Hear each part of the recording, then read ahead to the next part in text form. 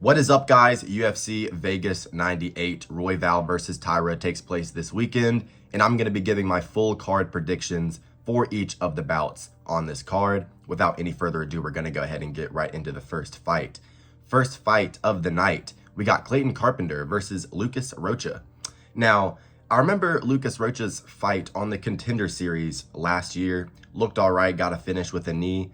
Clayton Carpenter beat Edgar Shirez on the Contender Series, got a finish in his first UFC fight, undefeated here.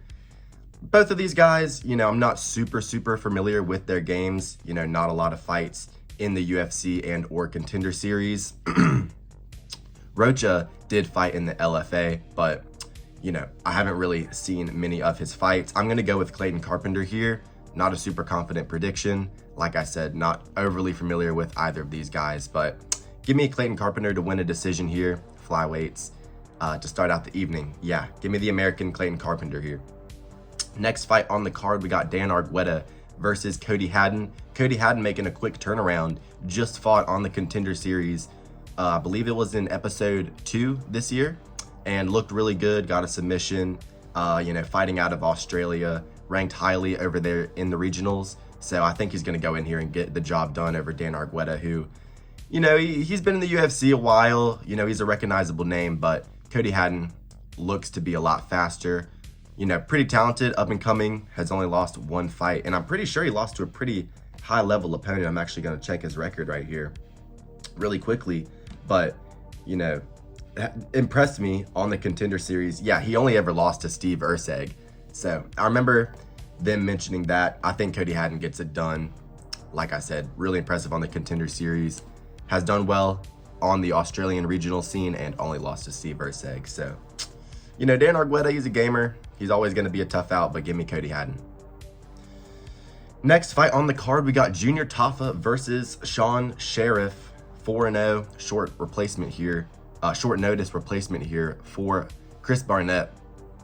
Poor Chris Barnett, he has been going through it recently. His wife passed away, and then, of course, the hurricanes that have been affecting Florida and the surrounding areas. I'm pretty sure his house got completely fucked up. So,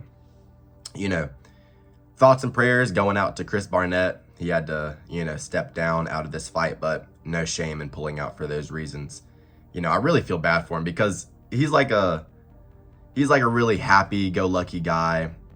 All the fans got behind him because he's funny, entertaining, but he's just had a rough go at it in these last few years. So, but for the prediction, Junior Tafa is going to win this fight. Sean Sheriff, they just pulled this guy off the street. Junior Tafa, kickboxing experience, pretty good on the feet, has got knockouts, and I think he'll be able to get the job done here this weekend. This fight changed a lot. It was supposed to be Waldo Cortez Acosta versus Chris Barnett, and now we got Junior Tafa versus Sean Sheriff.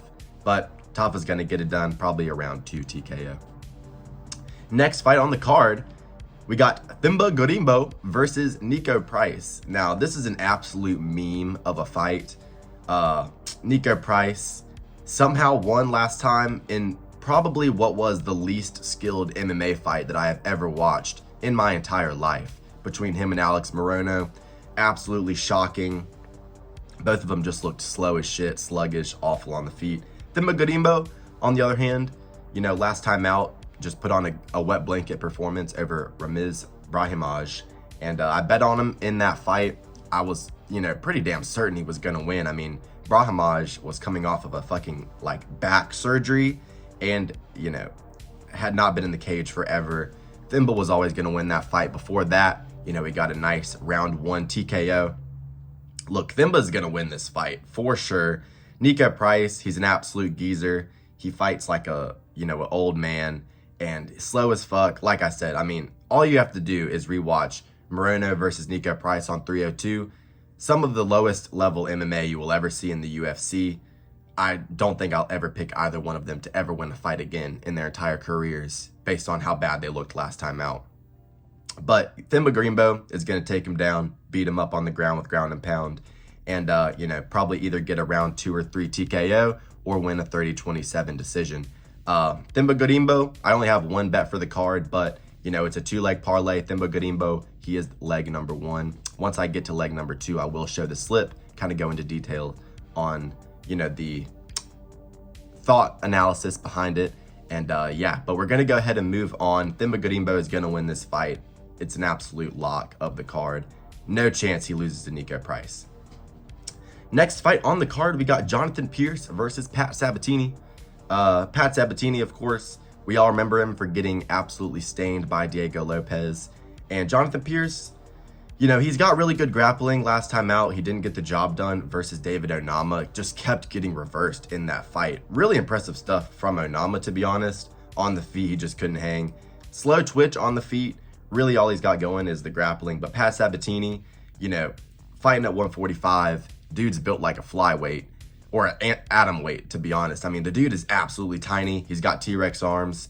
And, you know, he's got a couple of takedowns here and there. He's got decent wrestling. But I think that Jonathan Pierce is, you know, going to be rangier on the feet. I think he'll be able to land some long-range shots. Where Pat Sabatini, you know, of course is way lower level, but he's going to be just out of range. Similarly to Khalil Roundtree versus Alex Pereira. Just how Khalil just could not get on the inside quick enough. I think we're going to see, you know, Pat Sabatini struggle with the reach in a similar manner, you know, swinging but just hitting fresh air. And I think that Jonathan Pierce, being the bigger, stronger guy, I think he's going to get some takedowns. I think it's going to be a slower paced fight, but give me Jonathan Pierce to win a 29-28 decision. I don't think Pat Sabatini is going to be able to explode and reverse positions off the bottom like Onama did in Jonathan Pierce's last fight. So got to go with Jonathan Pierce. Fucking hell, I'm sick as hell right now, so it's a little hard for me to make this. But Jonathan Pierce is going to win this fight. I can't breathe out of my fucking nose. Sorry about that. Quality's going to be a little bit not so good for this one. Ramazan Tamirov versus CJ Vargara. CJ Vargara, of course, last time out lost to Asu Almabayev.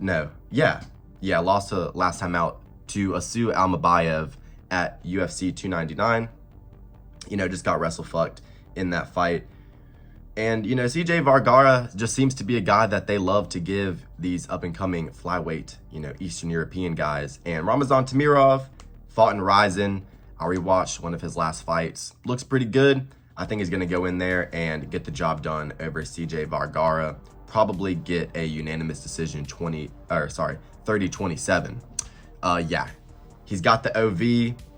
He, you know, is from whatever that country is. I don't even know what country that is. It's not Uzbekistan, but is it?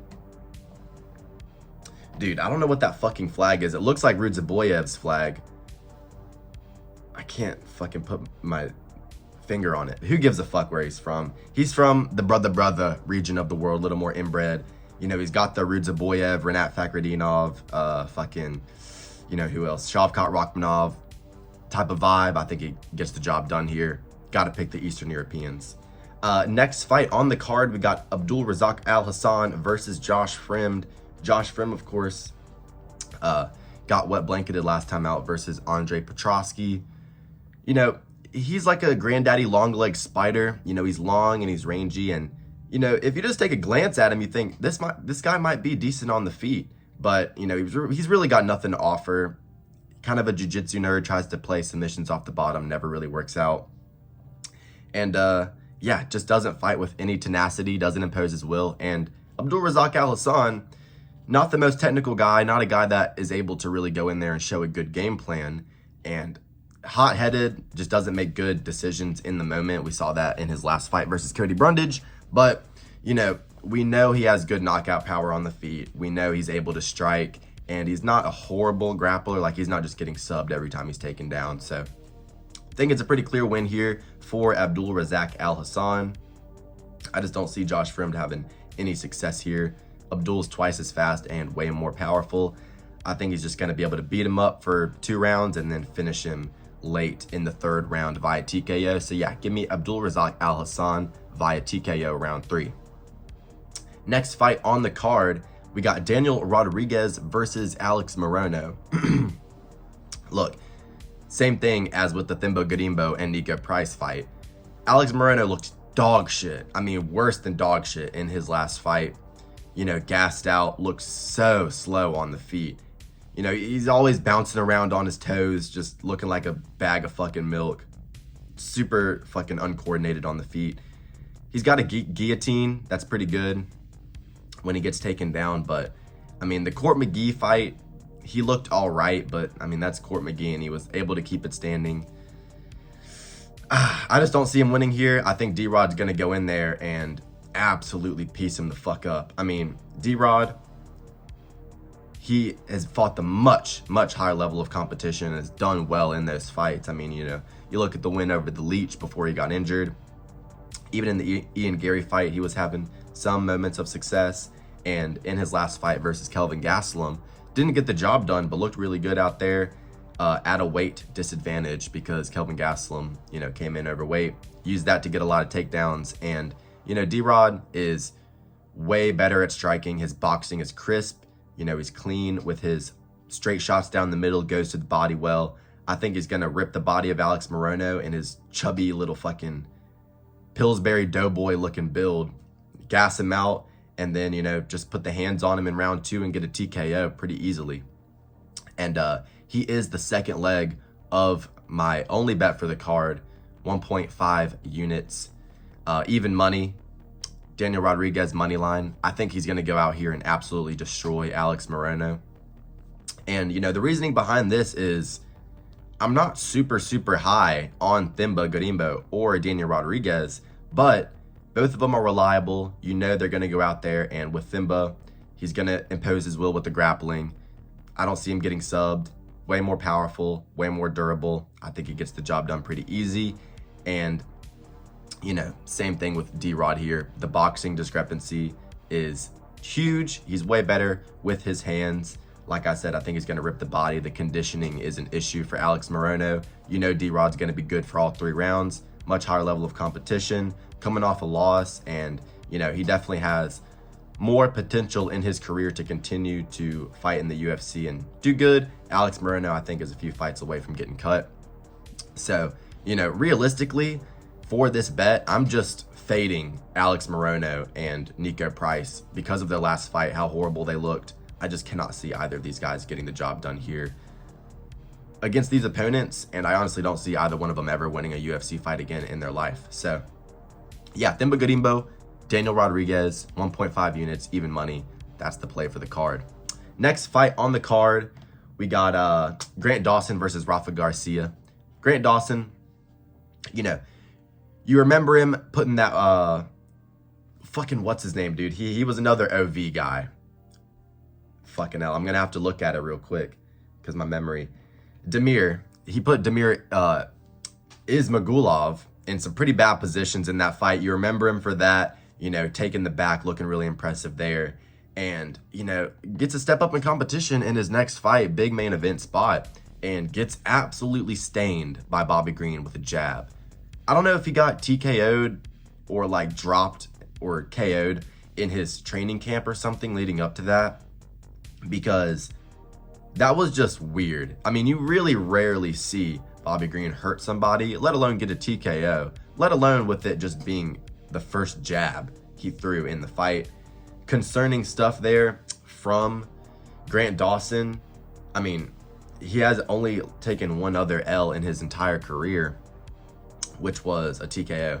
And I don't know. His chin is suspect, but on the ground, he's an absolute wizard. And, you know, last time out at UFC 302, got the job done versus Joe Solecki. You know, not really impressive on the feet whatsoever, but, you know, his takedowns are really good. His grappling is really good. And he's just a boring fighter that no one really remembers. And I just don't think he's really going to be able to break through and get good matchups in the lightweight division. But, you know, you recognize him on the commercial with the DP, in the Bud Light commercial with the mouse traps. You know, you recognize Grant Dawson from there. So, you know he's got good training partners, training at ATT and everything like that with Gamrot, Dustin. I think he goes out here and gets the job done over Rafa Garcia, who hasn't looked bad in his last few fights, to be honest. Really hasn't looked too bad in his last few fights. Got the job done versus Clay Guida last time out, who is a gritty veteran, obviously old and past his prime, but I'm pretty sure he did get a couple of takedowns in that fight. And, you know, if Clay Guida's taking you down, Grant Dawson's probably going to take you down and twist you into a pretzel. So I'll go Grant Dawson here by second round submission. I think he gets a sub here. I think he needs a finish to get it. or to get better matchups in the lightweight division. So yeah, give me Grant Dawson to win by submission, round 2. Our next fight on the card, we got Chidi Njokuani versus Jared Gooden.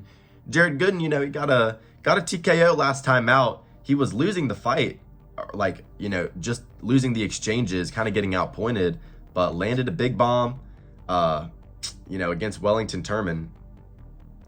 It was a submission. He dropped him and then he subbed him. I haven't rewatched the fight, but I remember it.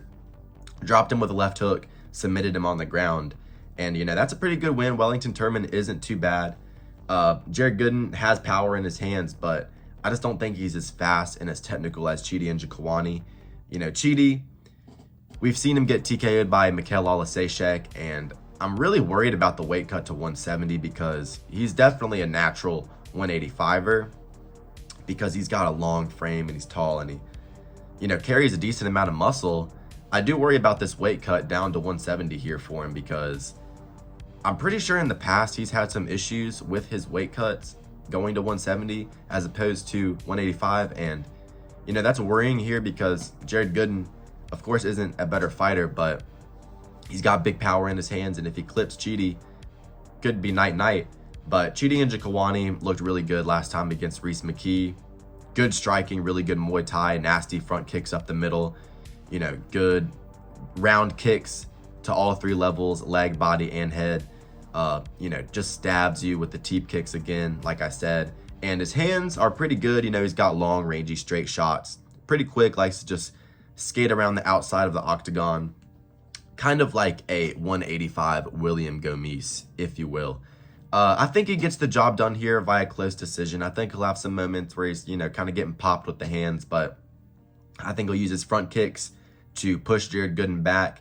He's going to have a reach advantage here. I think he's going to be able to just kind of pop him around with the straight shots, leg kick at range, and win a decision that way. So give me Chidi Njokuani to win a 29-28 decision.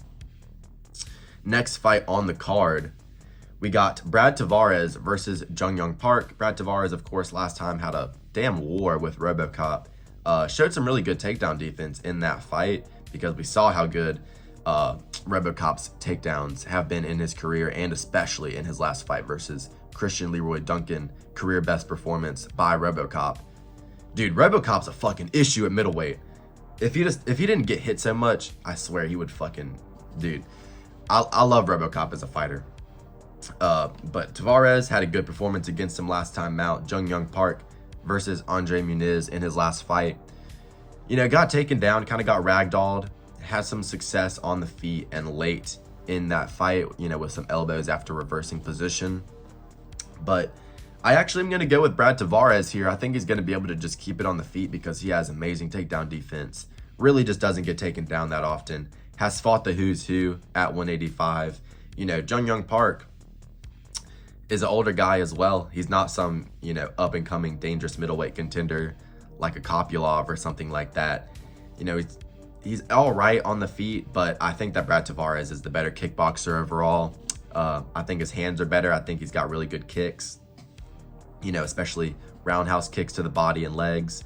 Jung Young Park, you know, predominantly relies on his hands and likes to close the distance, mix in the takedowns. I just don't think he's going to be able to do that. I think Jung Young Park is going to try and have a similar game plan to RoboCop, but he's not as much of a marauder, isn't as powerful as a puncher, not as good of a grappler. And I think it's going to be, you know, a fight where it looks similar, but Brad Tavares is able to get it done by decision here because, you know, he's just going to be that next level better in terms of the transitions. When he's defending grappling, I think he'll be able to land strikes off the break.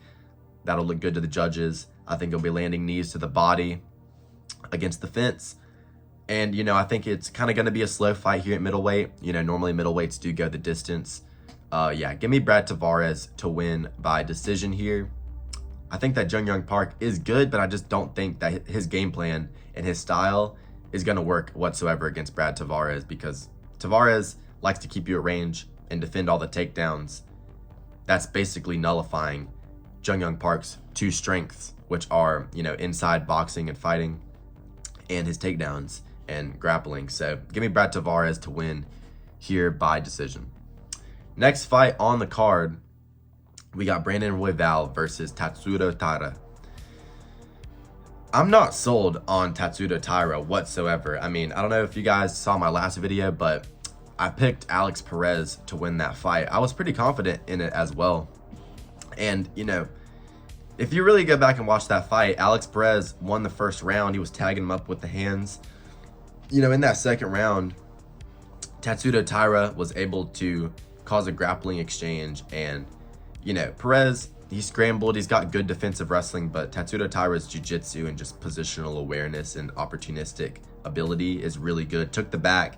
And, you know, if you think that Taira actually caused, you know, Perez's knee to pop on purpose, you're a fucking retard, because, dude, Alex Perez had that injury going into that fight.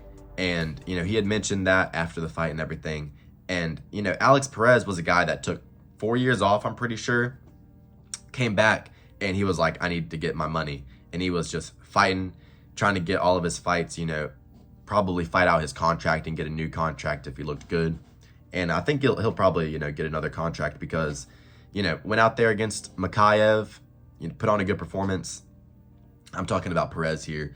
Beat Mateus Nicolau, and then, you know, did pretty good versus Taira. But all of those fights happened in about a span of 2 months. It happened from like March to June. So this is like 4 or 5 months.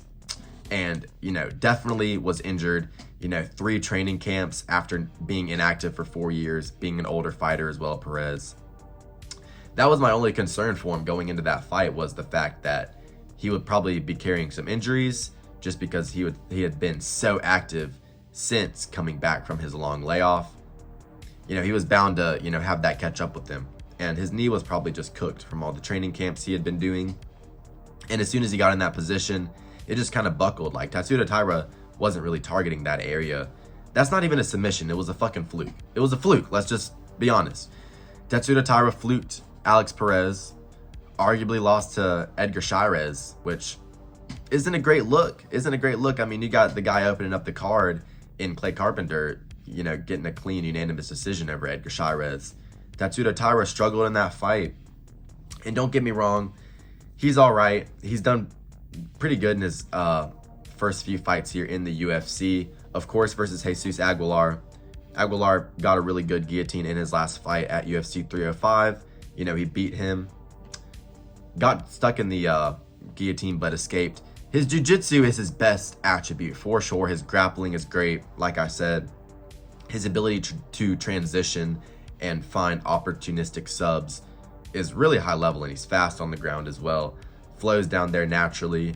Reminds me of like a Chase Hooper, for instance, in terms of his naturally good Brazilian jiu-jitsu.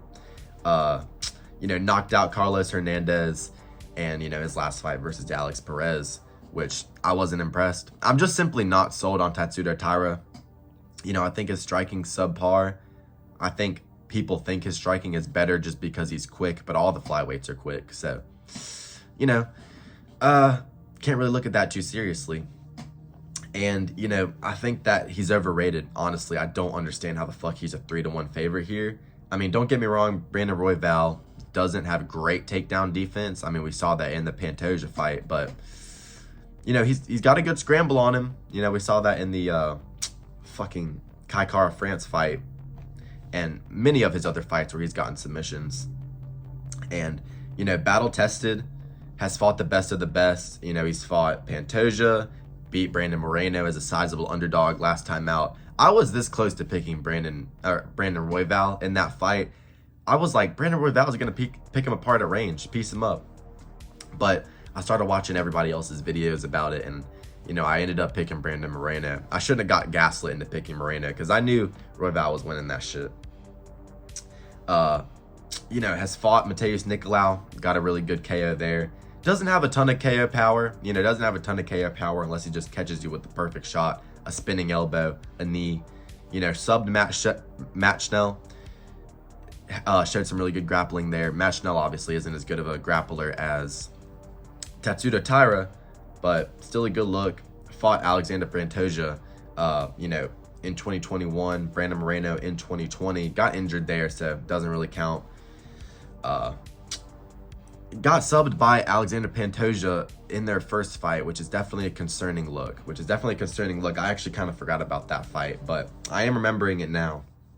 And it's concerning because Tatsuda Taira can definitely get this to the ground and sub him, but I'm just not convinced that Tatsuda Taira is going to be the next champ. I think a Kaikara France can beat him. I think Steve Erceg would fucking lay him out. He could beat Brandon Royval here because Brandon Royval is just, he gives up so many openings when he's trying to get back up, and in his scrambles, Tatsuda Taira is just sharp with getting a submission. But I think if it stays on the feet, Brandon Royval is going to absolutely fucking mince him for 5 rounds. Brandon Royval has insanely good cardio. We haven't seen Tatsuda Taira, go past 3 rounds in the UFC, and even in his 3-round fights, doesn't put on a crazy pace. Brandon Royval, trains at altitude. This dude just does not get tired. I mean, in his last fight versus Brandon Morono, I think he broke a significant strike record for the flyweight division. Looked great in that fight. Threw so many strikes and was just on his bike the whole time. Fast twitch for 25 minutes at elevation in Mexico City, where like all the other fighters were getting tired. Super impressive stuff from Brandon Royval versus Brandon Morono in that fight in February. I think that Brandon Morono has a good chance. I don't want this to be like another one of those where I should have picked Brandon Royval. Dude, I keep fucking switching up their names. I'm sorry about that. But look, got to avoid the submissions and you win this fight. That's Tatsuda Taira's only good attribute, is his submissions. He'll have nothing for him on the feet. I don't really even think he's going to be shooting good takedowns, honestly, in this fight. I'll pick Brandon Royval. To get this done via 48-47 decision. Going off 5 rounds. I don't see him, finishing him with strikes. And I don't see Tatsuda Taira being able to just impose the grappling enough early to get a quick submission. Because, of course, Brandon Royval is going to know that that's going to be exactly what he's looking for. So avoid the grappling exchanges, keep it on the feet, stall against the cage if you have to. Seems like a pretty clear path to victory. And yeah, I'm just not sold on Tatsuda Taira. He's got good jits, but that's about it. And Royval got a ton of 5-round experience against high-level competition. Better grapplers than Tatsuda Taira, like Alexander Pantoja. I think he'll be able to keep him on the feet, piece him up for 5 rounds, and win a decision. Tatsuda Taira will have some moments where it's dangerous with the grappling, but I can't pick against Royval again here. I knew I should have picked him last time. I let other people convince me. I'm not getting fucking gaslighted into thinking Tatsuda Taira is all that good. He might win this fight. He's not touching a belt. So, yeah. Give me Royval by decision. That's the last pick of the card. Like I said, I'm pretty sick right now. I literally can't breathe through my nose. So I'm sorry if the energy was a little bit low in this one. If you guys made it to the end of the video, I appreciate you watching all the way through. Enjoy the card this weekend. Have a good rest of your day. Yeah, bet for the card. 1.5 units on Themba and Drod. Even money parlay. Like and subscribe. And tune in next time.